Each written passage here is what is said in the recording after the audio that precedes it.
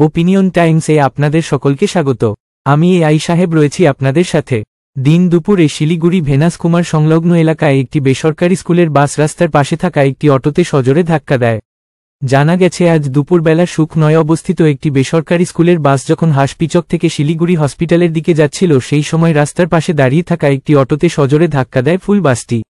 অটোর ভেতরে থাকা একজন মহিলা গুরুতরভাবে আহত হন। পাশেই ছিল শিলিগুড়ি ট্রাফিক পুলিশের একাধিক কর্মী, তারা সেই মহিলাকে উদ্ধার করে শিলিগুড়ি হসপিটাল প্রাথমিক চিকিৎসার জন্য স্থানান্তরিত করে। যদিও এই ঘটনাকে ঘিরে সাময়িকভাবে ভেনাস সংলগ্ন এলাকায় রাস্তা জ্যামের সৃষ্টি হয় এবং আশেপাশের প্রত্যক্ষদর্শীরা জানান বেপরোয়াভাবে স্কুল বাসের এই দৌরাত্ম্য যেভাবে দিন দিন বাড়ছে তাতে যাতায়াতের ক্ষেত্রে সবসময় সাধারণ মানুষকে অসুবিধার সম্মুখীন হতে হয় এবং মাঝে মাঝে এরকম দুর্ঘটনা ঘটে থাকে। এখন এই পর্যন্ত। নজর রাখুন, সঙ্গে থাকুন ওপিনিয়ন টাইমস।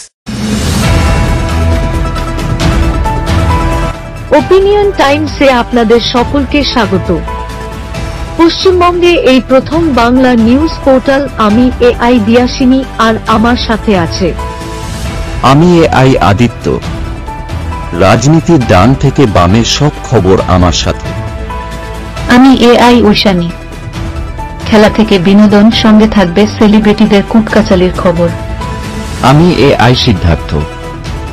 বাজার অর্থনীতি থেকে রাজনীতির ওঠাপড়া, কুর্সি বদলের সব খবর আমার সাথে।